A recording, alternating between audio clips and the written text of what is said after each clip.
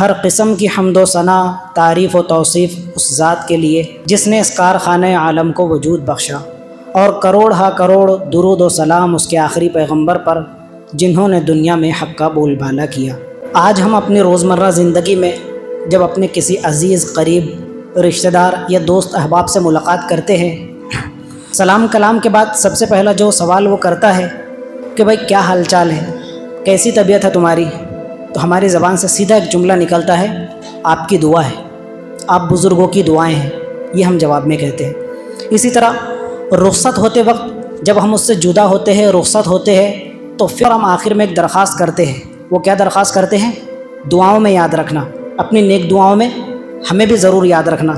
تو ملاقات کے وقت سلام کلام کے بعد سب سے پہلے جو گفتگو کا آغاز ہوتا ہے وہ کیسے کہ بھائی آپ کی دعائیں ہیں، الحمدللہ سب ٹھیک ٹھاک چل رہا ہے۔ اور رخصت ہوتے وقت جب درخواست کرتے ہیں تو کسی اور چیز کی نہیں، کسی مال پانی کی نہیں، کسی دنیاوی جائز مراد وغیرہ کی نہیں، بلکہ دعا کی درخواست کرتے ہیں کہ جب بھی آپ دعا کے لیے ہاتھ اٹھائیں تو اس فقیر کو، اپنے اس بھائی کو بھی اپنی دعا میں ضرور یاد رکھیے گا۔ تو دعا کے جو الفاظ ہیں ہم صبح شام اپنی زبان سے استعمال کرتے ہیں، دعا کی درخواست کرتے ہیں، لیکن دعا کا جو تقدس ہے، دعا کا جو ایک قابل احترام مقام ہے، دعا کی جو اونچی شان ہے، دعا کا شریعت کے اندر جو بلند مقام ہے، شاید میں اور آپ اس کے اس عظیم مقام سے نہ آشنا ہے، نہ واقف ہے۔ دعا کو تو شریعت کے اندر تمام بندگی کا، تمام اعمال اور ارکان اسلام کا مغز قرار دیا گیا ہے۔ حدیث پاک کا چھوٹا سا ٹکڑا ہے دعا کی فضیلت اور اہمیت کو اجاگر کرنے کے لیے حضور نے ارشاد فرمایا، الدعاء مخ العبادہ۔ دعا کی حقیقت یہ ہے کہ دعا تو پوری بندگی کا مغز ہے، یعنی آپ ایک پھل پرچیز کرتے ہیں، پھل خرید کر لاتے ہیں، تو پورا کا پورا پھل جو ہے آپ کے کام کا ہوتا ہے، اور آپ کو اس پورے پھل کی قیمت ادا کرنی ہوتی ہے۔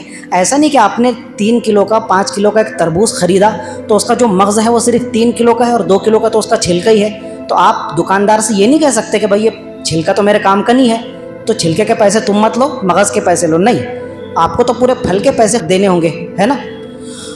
اب وہ چھلکا آپ نے الگ کر دیا، اس کے بیج بھی آپ کے کام میں آئے نہ آئے، لیکن اصل جو آپ کا مین مقصد ہے وہ کیا ہے؟ اس کا اندر کا مغز ہے۔ تو ہم جو اپنی زندگی کے اندر ارکان اور اعمال پیش کر رہے ہیں، بندگی کا جو ہم نے پورا ایک ہیولہ تیار کیا ہوا ہوتا ہے، تو حضور نے فرمایا کہ تمام اعمال بندگی اپنی جگہ، ان کی حیثیت اپنی جگہ، لیکن تمام اعمال بندگی کے اندر سب سے بہترین انکساری اور عاجزی کا اگر کوئی مظہر ہے تو وہ دعا ہے۔ بندگی کا مقصد کیا ہے؟ اے اللہ بس تو ہے وراء الورا، تو ہے معبود برحق، میری کوئی حقیقت نہیں، میں خاک کا پتلا، میں تیرے آگے بچ گیا میں تیرے آگے، میری کوئی حیثیت نہیں، اوقات نہیں ہے۔ دعا کے اندر کیا ہوتا ہے؟ بندہ اپنی جھولی پسار دیتا ہے، میں بھکاری ہوں میرے پروردگار، میری کوئی حیثیت نہیں، میری کوئی اوقات نہیں، جو کچھ ہے بس تو ہے، میں تو تیرے سامنے بس ایک فقیر بن کر، بھکاری بن کر۔ حضور نے فرمایا اب دیکھو یہ جو پوزیشن ہے بھیک منگے والی، اس سے زیادہ ذلت والی کوئی پوزیشن ہو سکتی ہے؟ جب بندہ اللہ تعالیٰ کے بارگاہ کے اندر دعا کے لیے ہاتھ اٹھاتا ہے، اللہ تعالیٰ بولتے ہیں یہ ہے اصل بندگی جو تو ظاہر کر رہا ہے، یہ ہے تو میرا بندہ کہ تو نے میرے سامنے جھولی پسار دیا، اتنی ذلت کا اظہار کر دیا۔ تو حضور فرماتے ہیں یہ ہے تمام عبادتوں کا مغز، مین، جڑ اور بنیاد۔ الدعاء مخ العبادہ، دعا تمام عبادتوں کا مغز ہے۔ حضرت نعمان ابن بشیر کی ایک روایت میں حضور نے ارشاد فرمایا، الدعاء هو العبادہ۔ مسلمانوں اگر تم جان سکو تو جان لو کہ جو دعا کا عمل ہے یہ کوئی معمولی عمل نہیں، دیکھا جائے تو دعا در حقیقت یہی تو بندگی کا مظہر ہے۔ اور آگے قرآن مجید کے 24ویں پارے کی وہ آیت تلاوت فرمائی، وقال ربکم ادعونی استجب لکم، کہ تمہارے پروردگار نے یہ حکم دیا کہ تم مجھ سے مانگو، مجھ سے سوال کرو، میرے آگے جھولی تو پسارو، استجب لکم، تمہاری جھولی کو بھر دوں گا، تمہاری ساری جائز مرادوں کو پورا کر کے لوٹاؤں گا، خالی ہاتھ نہیں لوٹنے دوں گا۔ آگے فرمایا ان الذین یستکبرون عن عبادتی، اور جو میرے بندے عبادت سے تکبر کرتے یعنی دعا نہیں مانگتے، دعا مانگنے میں شرم محسوس کرتے ہیں، سیدخلون جہنم داخرین، تو اتنی خطرناک وعید ارشاد فرمائی کہ ان قریب ایسے لوگوں کو ذلیل و خوار ہو کر جہنم میں داخل کیا جائے گا۔ حضرت ابو ہریرہ رضی اللہ تعالیٰ عنہ کی یہ روایت ہے، فرماتے ہیں کہ عبادتوں میں سے ہر عبادت کا اپنا ایک اونچا مقام ہے۔ نماز کو دین کا ستون قرار دیا گیا ہے۔ بندے کے جسم میں جس طرح سر کا مقام ہے، اسی طرح دین اسلام میں نماز کا مقام ہے۔ نماز کی اپنی اہمیت اپنی جگہ۔ حج حج سے زیادہ افضل اور بہتر مالی اور بدنی عبادتوں میں کوئی عبادت نہیں کہ بندہ لاکھوں کلومیٹر کا سفر طے کر کے جاتا ہے، طواف ادا کرتا ہے اور کعبۃ اللہ کے پھیرے لگاتا ہے، سعی کرتا ہے صفا اور مروہ کی، اور طرح طرح کے دیگر جو مناسک حج ہے ان کو بجا لاتا ہے۔ روزے کی اپنی جگہ ایک اہمیت ہے، ایک کوالٹی والا عمل ہے کہ صبح سے شام تک بندہ اپنی تمام جائز خواہشات کو پیروں تلے رون کر اللہ کے لیے بھوکا پیاسا رہتا ہے صبح سے شام تک کے۔ لیکن دعا کا جو مقام ہے، حضرت ابو ہریرہ فرماتے حضور نے فرمایا لیس شیء اکرم علی اللہ من الدعاء، اللہ کی بارگاہ میں جو قابل احترام مقام دعا کا ہے وہ کسی عمل کا نہیں۔ اب اس سے ایک بات میں جوڑتا ہوں، ہمارے دارالعلوم دیوبند کے جو بانی ہے، فاؤنڈر ہے حضرت مولانا قاسم صاحب نانوتوی رحمۃ اللہ علیہ، وہ فرمایا کرتے تھے کہ دیکھو مارکیٹ کے اندر جو چیز جتنی کم ماترا میں ہوتی ہے اس کی ویلیو اتنی بڑھ جاتی ہے۔ سردی کا موسم آنے ابھی 2 مہینے باقی ہے، برسات کا موسم چل رہا ہے، حال فی الحال آپ مارکیٹ میں جا کر میتھی کی بھاجی خریدو، آپ کو 30 اور 40 روپے پاؤ سے کم نہیں ملے گی۔ میتھی کی بھاجی حقیقت ہے 30 اور 40 روپے پاؤ سے کم نہیں ملے گی۔ اور جب سردی کا موسم آتا ہے تو جو بھاجی ابھی 120 روپے کلو بک رہی ہے وہ سردی کے موسم میں 20 روپے کلو بھی کوئی خریدنے تیار نہیں ہوتا۔ اللہ تعالیٰ کی بارگاہ کے اندر تمام اعلی صفات موجود ہے، ہر کوالٹی اللہ کی بارگاہ کے اندر تم کو ملے گی۔ اللہ کی بارگاہ میں صرف ایک چیز کی کمی ہے جو اس کی بارگاہ میں ہے ہی نہیں، وہ چاہ کر بھی نہیں لے سکتا، اور وہ کیا ہے؟ عاجزی انکساری۔ اب تم بتاؤ کہ دعا کیا ہے؟ عاجزی اور انکساری کا سب سے بڑا مظہر ہے کہ بندہ فقیر بن جاتا ہے، جھولی پسار کر بھیک منگا بن جاتا ہے۔ اللہ تعالیٰ کس کے سامنے بھیک مانگے گا؟ اللہ تعالیٰ کسی کے سامنے عاجز بنے گا؟ اس سے اونچی ذات تو کوئی ہے ہی نہیں کہ اس کے سامنے وہ دعا کے لیے ہاتھ پسارے گا۔ نہیں، میں ہوں متکبر، تکبر کی چادر اللہ تعالیٰ نے اپنی ذات کے اوپر اوڑھی ہوئی ہے۔ تم سب کے سب میرے سامنے عاجز ہو تو تم آؤ میرے پاس اپنی پیشانی رگڑتے ہوئے۔ اللہ تعالیٰ سے اونچا کوئی نہیں ہے کہ اللہ تعالیٰ اس کے سامنے دعا کے لیے ہاتھ پسارے گا۔ تو اللہ تعالیٰ کی بارگاہ میں ایک چیز کی کمی ہے، وہ کیا ہے؟ عاجزی انکساری۔ عاجزی انکساری ہمارے پاس ہے، تو جو اس کی مارکیٹ کے اندر جس چیز کی کمی ہے جب ہم اس کو لے کر جائیں گے تو اس کی قدر و قیمت بڑھا نہیں دے گا۔ تو یہ حضور نے جو ارشاد فرمایا لیس شیء اکرم علی اللہ من الدعاء، سب سے زیادہ قدر و قیمت والی کوئی عبادت اللہ تعالیٰ کی بارگاہ میں ہے تو وہ ہے دعا۔ دنیا والوں کا ضابطہ اور اللہ پاک کا ضابطہ بالکل الگ الگ ہے۔ دنیا والوں کا معاملہ ہے کہ دنیا والے مانگنے سے ناراض ہوتے ہیں، مانگنے سے خفا ہوتے ہیں اور مانگنے والے پر غضبناک ہوتے ہیں۔ اللہ تعالیٰ کا معاملہ کیا ہے؟ اس کی بارگاہ کا اس کا بالکل نرالا قانون ہے کہ وہ نہ مانگنے سے ناراض ہوتا ہے، نہ مانگنے والوں پر غضبناک ہوتا ہے اور ان پر غصہ ہوتا ہے۔ عربی زبان کا ایک شاعر ہے، وہ کہتا ہے اللہ یغضب ان ترکت سؤالہ وبنی آدم حین یسأل یغضب۔ وہ کہتا ہے کہ اللہ تعالیٰ کی بارگاہ کا قانون بھی بڑا نرالا ہے۔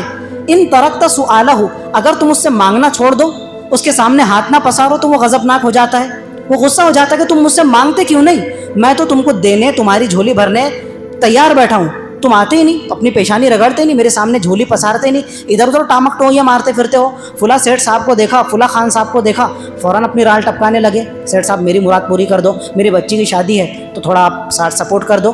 وہاں جا رہے ہو، ارے اس کو دیا تو کس نے دیا؟ میں نے تو دیا۔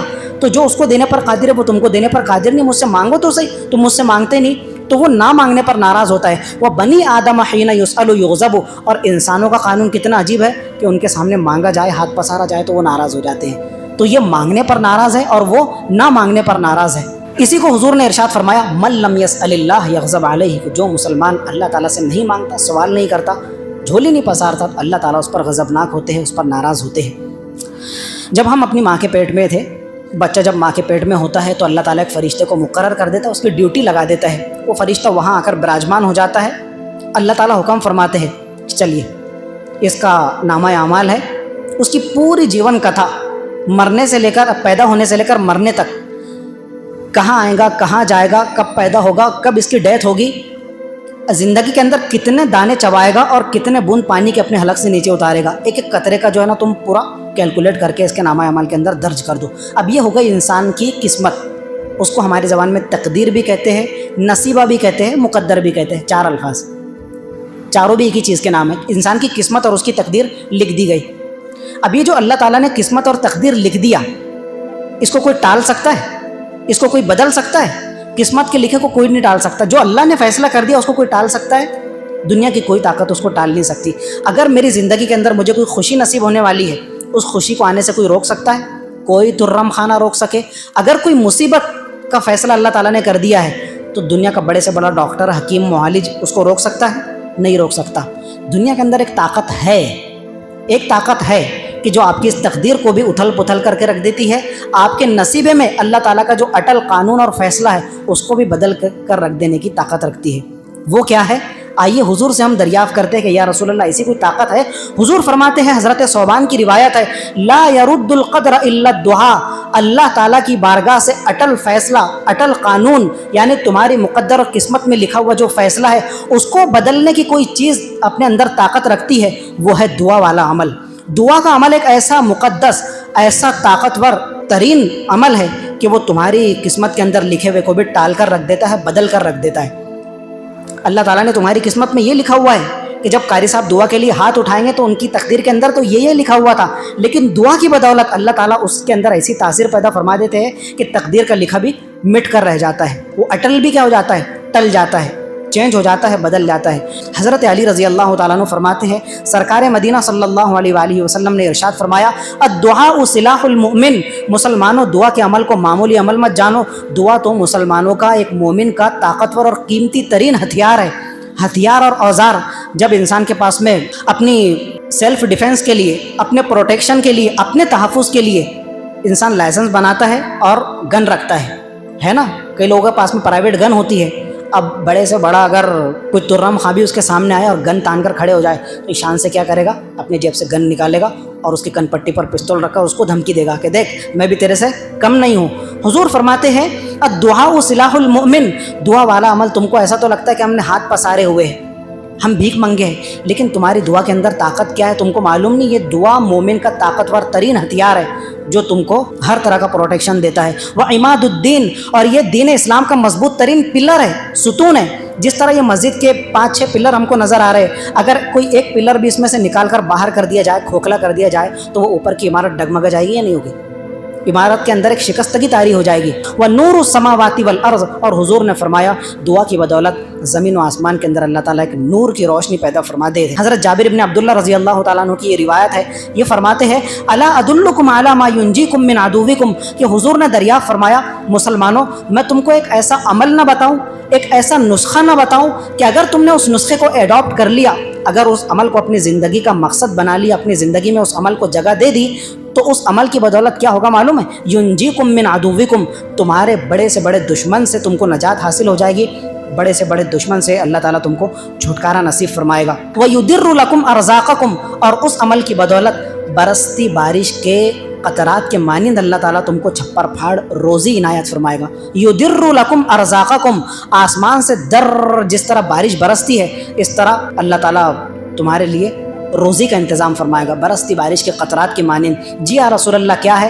حضور نے ارشاد فرمایا، تدعون اللہ فی لیلکم و نہارکم، دن رات صبح شام کنٹینیوٹی کے ساتھ، تسلسل کے ساتھ دعا مانگو اللہ تعالیٰ سے، تہجد میں بھی مانگو، اشراق کے وقت بھی مانگو، چاشت کے وقت بھی مانگو، نفل کے بعد بھی مانگو، واجبات کی بات بھی مانگو، فرض نماز سے پہلے اور بعد کا وقت تو قبولیت دعا کا ہوتا ہی ہے۔ جمعے کے دن تو کئی گھڑیاں ایسی ہے کہ جو قبولیت دعا کی گھڑیاں ہوتی ہے، مانگو نا۔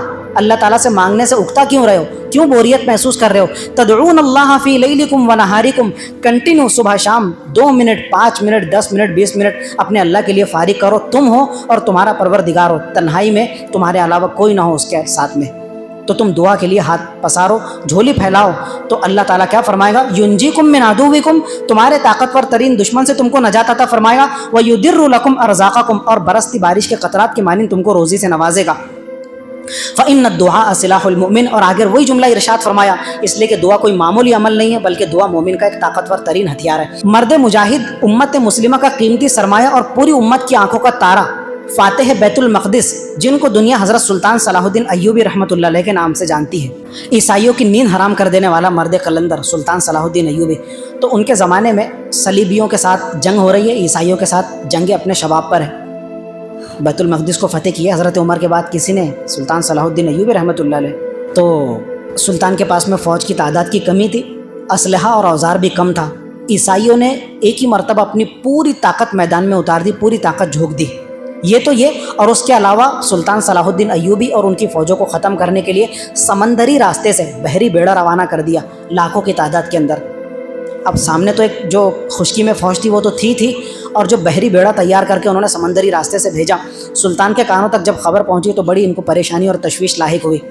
وضو کیا، نماز عشاء سے فراغت کے بعد میں بیت المقدس مسجد اقصی تشریف لے گئے، دعا کے لیے ہاتھ اٹھائے، گریہ وزاری کرنے لگے، نمازیں ادا کی اور اللہ تعالیٰ کے سامنے جھولی پسار کر جو گڑگڑائے، جو آنسو بہائے، جو روئے، تو نماز فجر کا وقت ہو گیا۔ فجر کی اذان ہوئی، نماز ادا کر کے مسجد سے باہر نکل رہے تھے تو ایک سفید پوش بزرگ سامنے سے گزرے اور ایسا لگ رہا تھا کہ یہ بزرگ کے چہرے پر جو نور نظر آ رہا ہے کوئی خاصی قسم کا نور ہے، تو وہ تاڑ گئے تھے دیکھ کر، کوئی معمولی ہستی نہیں ہے۔ سلام کلام کے بعد میں حضرت سے ملاقات کے بعد عرض کرنے لگے کہ حضرت یہ خبر ملی ہے کہ دشمن کی جو فوج اس وقت ہمارے مد مقابل کھڑی ہوئی ہے، اس کے علاوہ لاکھوں کی تعداد میں بحری بیڑا وہاں سے روانہ ہو چکا ہے سمندری راستے سے۔ دعا فرمائے کہ اللہ تعالیٰ دشمنوں کو پسپا فرمائے اور دین اسلام کو غلبہ عنایت فرمائے۔ تو انہوں نے نظر اٹھائی اور سلطان کے چہرے پر دیکھا تو رات بھر جو آنسوؤں کی رمجم برسات کے ساتھ میں چہرے سے جو نور کی شعائیں پھوٹ رہی تھی سلطان صلاح الدین ایوبی کے، انہوں نے دیکھ کر تاڑ لیا اور اس کو بھانپ لیا اور انہوں نے سیدھا ایک ہی جملہ ارشاد فرمایا، سلطان تیرے رات کے آنسوؤں نے، جو تو نے رات میں گریہ وزاری کی، اللہ تعالیٰ سے گڑ گڑا کر مانگا اور تیری آنکھوں سے جو آنسوؤں کا جھرنا پھوٹا، ان آنسوؤں نے تیرے دشمن کے بحری بیڑے کو غرق کر ڈبو کر رکھ دیا ہے۔ انہوں نے یہ جملہ کہا، وہ دن گزرا اور اگلے دن واقعتاً یہ خبر موصول ہوئی اور ان کے کانوں تک یہ خبر پہنچی کہ جو دشمن کا بحری بیڑا سمندری راستے سے آپ کے مقابلے کے لیے آ رہا تھا تو وہ اپنی ہی کشتی سمیت سمندر کے اندر غرقاب ہو گیا اور اللہ تعالیٰ نے اس کو ڈبو کر غرق کر دیا۔ حضرت ابن عمر کے چہیتے صاحبزادے حضرت عبداللہ ابن عمر وہ فرمایا کرتے تھے، من فتح لہ منکم باب الدعاء فتحت لہ ابواب الرحمہ، جس کسی مسلمان کے لیے دعا کا دروازہ کھل گیا، اس کو دعا کی توفیق مل گئی، دعا کی توفیق میسر آ گئی، اس سے بڑی توفیق کوئی ہو ہی نہیں سکتی۔ اور انہوں نے کمال جملہ ارشاد فرمایا کہ تم اللہ تعالیٰ سے رحم کرم کی بھیک مانگتے ہو کہ پروردگار ہماری حالت پر رحم فرما، کرم کا معاملہ فرما، نوازشات کا معاملہ فرما۔ وہ کہا کرتے تھے، من فتح لہ منکم باب الدعاء، تم میں سے جس کے لیے دعا کا دروازہ کھل گیا، فتحت لہ ابواب الرحمہ، سمجھو اس کے لیے اللہ تعالیٰ کی رحمت کا ایک در نہیں بلکہ اللہ تعالیٰ کی رحمت کے سینکڑوں دروازے کھل گئے۔ آگے فرمایا کرتے تھے، ما سئل اللہ شیئا احب الیہ من ان یسأل العافیہ، کہ بندہ اللہ تعالیٰ سے جتنی بھی دعائیں مانگتا ہے نا، اس میں سب سے بہترین دعا کون سی ہے تم کو بتاؤں؟ سب سے بہترین دعا ہے عافیت کی دعا۔ عافیت، جب بھی اللہ تعالیٰ سے مانگو، کوئی دوسری چیز مانگو نہ مانگو، اللہ تعالیٰ سے عافیت کا، عفو کا، عافیت کا سوال ضرور کیا کرو۔ چھوٹی سے چھوٹی چیز کا سوال اور دعا تم اپنے اللہ تعالیٰ سے مانگو تو وہ تمہاری جائز مرادوں کو پورا فرمائے گا۔ یہاں تک فرمایا حتی شسع نعلہ اذا انقطع، یہاں تک کہ اگر تمہارے جوتے کا لیس بھی ٹوٹ جائے، جوتے کا بن اور جوتے کا تسمہ بھی ٹوٹ جائے تو اس کا سوال بھی اللہ تعالیٰ سے کرو۔ حالانکہ جوتے کا بن کوئی بہت بڑی چیز نہیں، بہت معمولی سی چیز ہے، 2-5 روپے کا بن آتا ہے، جوتے کا لیس کوئی حیثیت ہوتی ہے اس کی؟ حضور نے فرمایا نہیں، وہ بھی اگر سوال کرو مانگو تو اپنے اللہ سے، حالانکہ تمہارے جیب میں اس کو سدھارنے کی رقم موجود ہے، چمار کے پاس میں جا کر تم 2-5 روپے میں اپنے جوتے کا لیس ٹھیک کروا سکتے ہو، نہیں، وہ بعد میں جیب سے نکالو، پہلے اللہ تعالیٰ سے دعا کرو کہ پروردگار میں مصیبت میں گرفتار ہو گیا، میرا جوتے کا لیس اور بند ٹوٹ گیا، تو اس کے لیے خزانہ غیب سے دعا کی بات چل رہی ہے۔ تو دعا کے آداب بھی ہم سنتے چلتے ہیں۔ آداب دعا میں سب سے پہلا ادب یہ ہے کہ جب بندہ دعا کے لیے ہاتھ پسارے، جھولی پھیلائے، تو پوری توجہ کے ساتھ میں، یکسوئی کے ساتھ میں، دل جمعی کے ساتھ میں اللہ تعالیٰ سے دعا مانگے۔ بے دھیانی، غفلت کے ساتھ میں ادھر ادھر اپنے دھیان کو بٹاتے ہوئے، ذہن کو منتشر کرتے ہوئے، لاپرواہی برتتے ہوئے اس سے بالکل اجتناب کرے، پرہیز کرے۔ حضرت ابو ہریرہ فرماتے ہیں، حضور نے فرمایا، ادعوا اللہ وانتم موقنون بالاجابہ، جب تم دعا کرو تو اللہ تعالیٰ سے پورے پیشن کے ساتھ، پورے جذبے کے ساتھ، یقین کامل کے ساتھ، اعتماد کامل کے ساتھ اللہ تعالیٰ کی بارگاہ میں ہاتھ پھیلاؤ۔ اب بندہ دعا تو کر رہا ہے، مسجد کی تنہائی میں بیٹھا ہوا ہے، اب کتنے اچھے جذبے کے ساتھ میں آیا، لیکن دل کے اندر شک کا کانٹا ہے کہ میں دعا تو مانگ رہا ہوں، جس پریشانی کو لے کر اللہ کی بارگاہ میں حاضر ہوا، پتہ نہیں اللہ تعالیٰ میری دعا قبول کرے گا یا ریجیکٹ ہو جائے گی۔ یہ جو شک کا کانٹا ہے، حضور نے اس کانٹے کو نکال کر پھینکنے کی سب سے پہلے تلقین فرمائی، ادعوا اللہ، جب تم دعا کرو وانتم موقنون بالاجابہ، تم کو دعا کی قبولیت کا پورا یقین ہونا چاہیے تو ہی دعا مانگو، ورنہ دعا ہی مت مانگو۔ اور آگے فرمایا، وَاعْلَمُوا أَنَّ اللَّهَ لَا يَسْتَجِيبُ دُعَاءً مِّن قَلْبٍ غَافِلٍ لَاهٍ، اور یہ بات بھی اچھی طرح ذہن نشیں کر لو کہ جب کوئی بندہ دعا مانگتا ہے لیکن غفلت کے ساتھ میں، بے دھیانی کے ساتھ میں، ذہن ادھر منتشر ہے، جسم یہاں پر موجود ہے لیکن ذہن دوسری طرف بٹا ہوا ہے، اللہ تعالیٰ ایسے بندے کی دعا کو کبھی قبول نہیں کرتا۔ مسلمان کی دعا کسی بھی حالت اور کسی بھی صورت میں رد نہیں ہوتی، ریجیکٹ نہیں کی جاتی، وہ اللہ تعالیٰ کی بارگاہ میں ضرور قبول ہو کر رہتی ہے۔ حضرت ابو سعید خدری رضی اللہ تعالیٰ عنہ کی روایت ہے، سرکار مدینہ صلی اللہ علیہ وآلہ وسلم نے ارشاد فرمایا، ما من مسلم یدعو بدعوت لیس فیہا اثم ولا قطیعۃ رحم، کہ جب بھی کوئی بندہ مسلم اللہ تعالیٰ سے دعا کرتا ہے جائز چیزوں کی، اور یاد رکھنا کہ جب کوئی مسلمان گناہ کی کوئی دعا کرتا ہے، گناہ کے کسی کام کے پورا ہونے کی دعا کرتا ہے، تو اس سے اچھا ہے کہ وہ دعا ہی نہ کرے، اس لیے کہ گناہ کا اللہ تعالیٰ کی بارگاہ سے کیا سوال، یعنی جو حرام کام ہے، گناہ کا کام ہے، اور آپ اس کو کس کے سامنے رکھ رہے ہیں؟ دعا کے اندر، اللہ کی بارگاہ کے اندر۔ اے اللہ، ابھی فلاں مووی ریلیز ہونے والی ہے، تو میں بڑے پردے پر امراوتی جا کر وہ مووی دیکھنا چاہتا ہوں، تو پروردگار عالم میرے پاس میں وہ ٹاکیز میں بھرتی ہونے کی فیس نہیں ہے، تو میرے لیے امراوتی جانے کے کرائے کا بھی انتظام فرما دے، اور میں اپنے 2 دوستوں کو بھی وہ مووی دیکھنے کے لیے لے جانا چاہتا ہوں، تو اس کا بھی انتظام فرما دے۔ کتنی اچھی دعا ہو رہی ہے۔ مووی دیکھنا آلریڈی آپ کو معلوم ہے حرام ہے، اس کے اندر ناجائز نامحرموں کی تصاویر ہے، ٹھائیاں والے گانے ہیں، نعت ڈانس ہے، اور پھر بھی کیا کر رہے ہیں؟ دعا مانگ رہے ہیں کہ پروردگار میں وہ پکچر دیکھنا چاہتا ہوں، وہ مووی جو ہے نا تو مجھے دکھلا دے، اور میرے لیے سفر کا اور ٹاکیز میں بھرتی ہونے کا انتظام فرما دے۔ لیس فیہا اثم، گناہ کا سوال نہ ہو، یہ دعا کبھی قبول نہیں ہوگی۔ پروردگار عالم میرا ایک دشمن ہے، جانی دشمن بن چکا ہے، اب میں اس کا گیم بجانا چاہتا ہوں، تو تو میرے لیے ایک زبردست گن کا دیسی کٹے کا انتظام فرما دے، تو میں 6 کی 6 گولیاں اس کے بھیجے میں اتارنا چاہتا ہوں، میری دعا قبول فرما، اور میرے آنگن کے اندر دوسرے دن گن آ کر گر جائے۔ یہ کائے کی دعا ہے؟ حرام کام کی، ایک مسلمان کی جان لینا چاہتے ہیں آپ؟ حضور نے فرمایا یہ دعا آپ کی کبھی قبول نہیں ہوگی۔ اسی طرح قطیعۃ رحم، رشتہ داری کو، رشتہ ناتا قطع کرنے کی دعا، پروردگار میری خالہ میرے اماں کے متھے چڑھ گئی ہے، ہر مہینے ہمارے گھر پر دھمکتی ہے اور 15 دن رہ کر جاتی ہے، ہمارا ناک میں دم کر دیا میری خالہ نے، تو پروردگار عالم میری خالہ کا رشتہ ناتا تو ایسا قطع کر دے کہ وہ ہماری دہلیز اور ہماری دیوڑی چڑھنا ہی بند کر دے، اس کو دونوں آنکھوں سے نابینا کر دے، تاکہ وہ ہمارے گھر پر آنا ہی بند کر دے۔ تو آپ کیا کر رہے ہیں؟ رشتہ ناتا قطع کرنے کی بات کر رہے ہیں کہ ہمیشہ کے واسطے ہماری رشتہ داری ختم ہو جائے۔ تو ایک گناہ کی معصیت کی دعا کرنا یہ بھی بندہ نہیں کر سکتا، دعا کبھی قبول نہیں ہوگی۔ اور اسی طرح رشتہ ناتا قطع کرنے کی، قطع رحمی کی دعا بھی اللہ تعالیٰ کبھی قبول نہیں فرماتا۔ اس کے علاوہ جو بھی جائز دعا ہے، چاہے چھوٹی دعا ہو، نارمل دعا ہو، آخرت کے بارے میں بڑی سے بڑی آپ سوال کرو، حضور نے فرمایا کہ یہ دعا ضرور قبول ہوگی۔ اب دعا کی قبولیت کی حضور نے 3 صورتیں ارشاد فرمائی کہ اس کی 3 الگ الگ شکلیں ہیں۔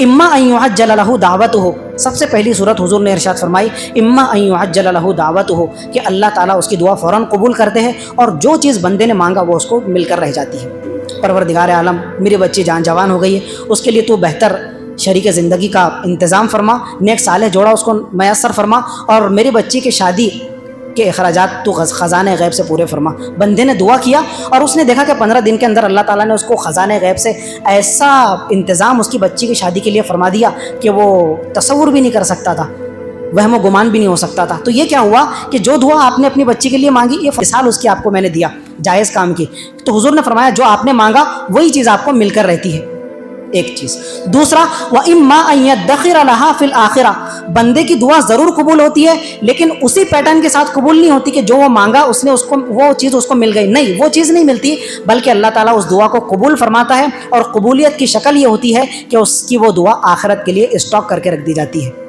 جب وہ قیامت میں اللہ تعالیٰ کی بارگاہ میں حاضر ہوگا تو وہاں وہ اپنی دعا کی قبولیت کے آثار اس کو محسوس ہوں گے، اور وہ دیکھے گا کہ اس کی دعا قبول ہو کر اللہ تعالیٰ کی بارگاہ میں آلریڈی پہنچ چکی ہے۔ اور آخرت میں جو اسٹاک کرنے والا جو معاملہ ہے نا، جب بندہ وہاں پر پہنچے گا، اللہ تعالیٰ اس کو فرمائیں گے کہ دیکھ تیرا یہ بھی عمل ہے، یہ بھی ہے، یہ بھی ہے، یہ بھی ہے، تو وہ اپنے سارے عملوں کو یاد کرے گا، اور ہر عمل اس کو یاد آئے گا۔ کچھ عمل ایسے ہوگے کہ اس کو یاد نہیں آئیں گے، اور اس کا اجر و ثواب جو وہاں پر تیار ہوگا وہ اس کے سمجھ میں نہیں آئے گا، تو اللہ تعالیٰ سے پوچھے گا پروردگار میں نے یہ عمل تو کیا نہیں تھا، تو یہ اجر و ثواب مجھے کس عمل کے صلے میں دیا جا رہا ہے؟ اللہ تعالیٰ اس کو یاد دلائیں گے، دیکھ تو مسجد میں گیا تھا، رات کی تنہائی میں کوئی نہیں تھا، مغرب عشاء کے بیچ میں تو نے صلاۃ الاوابین 2 رکعت ادا کیا تھا، صلاۃ الحاجت پڑھ کر دعا کیا تھا یہ دعا، ہائے اللہ میں نے دعا کیا تھا نا، یہ دعا بندے کو یاد آئے گا میں نے دعا کیا تھا۔ اللہ تعالیٰ پوچھے گے وہ دعا قبول ہو گئی تھی؟ نہیں اللہ تعالیٰ وہ دعا میں نے کیا تھا، لیکن وہ دعا میری زندگی میں نے قبول ہوتا محسوس نہیں کیا، جس پیٹرن کے ساتھ میں نے دعا کیا تھا وہ میری دعا وہاں پر ظاہر نہیں ہوئی، اللہ تعالیٰ فرمائیں گے وہی تو یہ تیری دعا ہے جو وہاں پر ظاہر نہیں ہوئی، وہ دنیاوی زندگی میں پرکٹ ہو کر تیرے سامنے نہیں آئے گی، لیکن میں نے آخرت میں اس کو تیرے لیے اسٹاک کر کے یہاں رکھا تھا۔ جب وہ دیکھے گا کہ دعا کی قبولیت کی ایک صورت یہ بھی ہے، اور آخرت میں جب اس کا عظیم الشان اجر و انعام دیکھے گا تو وہ اس وقت یہ حسرت اور تمنا کرے گا اے کاش کہ دنیا کے اندر میری کوئی دعا قبول نہ ہوتی اور تمام دعائیں آخرت کے اندر اسٹاک کر کے رکھ دی جاتی۔ اس لیے کہ دنیا کا معاملہ تو بہت چھوٹا سا ہے، یہاں کی حاجتیں اور ضرورتیں کیا معنی رکھتی ہے، اصل تو وہاں اجر و ثواب اور انعام کا ملنا ہے۔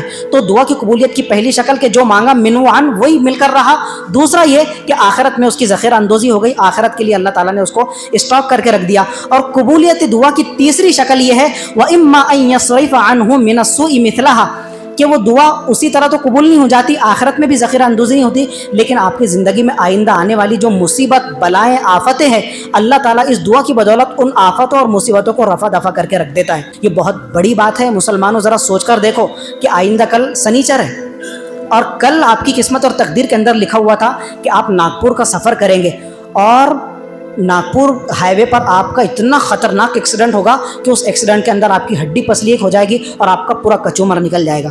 یہ آپ کی قسمت کے اندر لکھا ہوا ہے۔ اور حضور کیا فرما رہے ہیں، جمعے کے دن آپ نے مغرب سے پہلے دعا مانگی اللہ تعالیٰ سے، تو اللہ تعالیٰ نے اس دعا کے بدلے میں کیا کیا کہ آئندہ کل سنیچر کو آنے والی جو آفت اور مصیبت تھی ایکسیڈنٹ کی شکل میں، جو آپ کی موت کا سبب بننے والی تھی، اس دعا کی بدولت اللہ تعالیٰ نے اس ایکسیڈنٹ والے حادثے کو رفع دفع کر دیا اور آپ پوری سلامتی کے ساتھ میں اپنی منزل مقصود پر پہنچ گئے۔ کتنی بڑی بات ہے۔ قبولیت دعا کے چند اسباب ہے۔ دعا کی قبولیت کا سب سے پہلا سبب یہ ہے کہ انسان کے حالات جب فیوریبل ہو، جب انسان امن کے اندر، شانتی کے اندر، خوشحالی میں ہو، تب بھی کنٹینیو دعا کرتا رہے۔ تو جب انسان کے حالات انفیوریبل ہو گئے، جب اس کو چین سکون میسر نہیں ہوگا، جب اس پر کڑی آزمائش والے حالات آئیں گے اور وہ دعا کے لیے ہاتھ پسارے گا، تو اللہ تعالیٰ فرمائے گا کہ نہیں، میرا بندہ تو خوشحالی میں، فیوریبل حالات کے اندر بھی دعا مانگتا تھا، تو اب میرے بندوں کو فوراً وہ چیز سے چھٹکارا دیا جائے اور اس کو خوشحالی سے نوازا جائے۔ اب حضور نے آگے ارشاد فرمایا، حضرت ابو ہریرہ فرماتے ہیں من سرہ ان یستجیب اللہ لہ عند الشدائد، جو مسلمان یہ چاہتا ہے کہ اللہ تعالیٰ مصیبتوں کے اندر، کڑے حالات میں اور بلاؤں کے وقت میں اس کی دعا کو قبول فرما کر اس کے حالات کو رفع دفع کرے، اس کو کیا چاہیے؟ جی یا رسول اللہ کیا چاہیے؟ حضور نے فرمایا فَلْيُكْثِرِ الدُّعَاءَ عِنْدَ الرَّخَاءِ، تو ایسے بندے کو چاہیے کہ جب حالات فیوریبل ہو، جب خوشحالی کا زمانہ ہو، خوش وقتی کا دور ہو، تو خوش وقتی کے دور میں بھی اللہ تعالیٰ کو بھول کر دعا کرنا نہ چھوڑے، بلکہ کنٹینیو اپنی خوشحالی اور امن و شانتی کے زمانے میں بھی دعا کرتا رہے۔ دوسرا جو قبولیت دعا کا سب سے بڑا سبب ہے، بلکہ سب سے مین سبب ہے، بنیادی سبب ہے، وہ ہے رزق حلال کا اہتمام۔ رزق حرام کی نحوست اس قدر گھناؤنی اور سنگین ترین قسم کی نحوست ہوتی ہے کہ بندہ کتنی ہی گڑ گڑاہٹ کے ساتھ میں، کتنی گریہ و زاری کے ساتھ اللہ تعالیٰ کے سامنے جھولی پسارے، وہ حرام روزی کی نحوست کچھ ایسی نحوست ہوتی ہے کہ وہ اس کی دعا کو کبھی اللہ تعالیٰ کی بارگاہ میں قبول نہیں ہونے دیتی، بلکہ وہ دعا آپ کے سر سے اوپر ہی نہیں اٹھتی۔ ذکر الرجل یطیل السفر، ایک شخص ہے جو لاکھوں کلومیٹر کی مسافت طے کر کے اللہ تعالیٰ کی بارگاہ میں پہنچتا ہے، اشحث اغبر، سفر کی وجہ سے، اس سفر کی طوالت کی وجہ سے وہ بالکل پراگندہ حال، پراگندہ بال، منتشر حال، اور وہ کیا کر رہا ہے؟ کعبۃ اللہ کے پاس جا کر بیٹھ گیا، کعبۃ اللہ کا غلاف اپنے ہاتھوں میں پکڑا ہوا ہے، کعبۃ اللہ سے چمٹ کر اللہ تعالیٰ سے دعا کر رہا ہے اور اللہ تعالیٰ سے صدا لگا رہا ہے، یا ربی پروردگار میری یہ مصیبت ہے، اس کو دور فرما، پروردگار مجھے اس چیز کی ضرورت ہے، میری یہ ضرورت پوری فرما۔ حضور ارشاد فرماتے ہیں وہ بڑی گڑ گڑاہٹ کے ساتھ میں، گریہ و زاری کے ساتھ میں، بلک بلک کر، سسک سسک کر دعا کر رہا ہے، لیکن پوزیشن کیا ہے؟ مطعمہ حرام، کھانا اس کا حرام کا، مشربہ حرام، پینا اس کا حرام کا، وملبسہ حرام، جو ڈریس اور لباس اس نے اپنے جسم پر سجایا ہوا ہے، یہ لباس کا ایک ایک تار اور ایک ایک ریشہ اور ایک ایک دھاگا کائے کا ہے؟ حرام کا۔ حضور فرماتے ہیں غذیہ بالحرام، بچپن سے لے کر آج تک جو اس کی عمر کی ابھی موجودہ سچویشن ہے، یہاں تک کہ جو پہنچا ہوا ہے، تو اس کے جسم کے اندر، رگوں کے اندر جو خون گردش کر رہا ہے وہ کائے کا ہے؟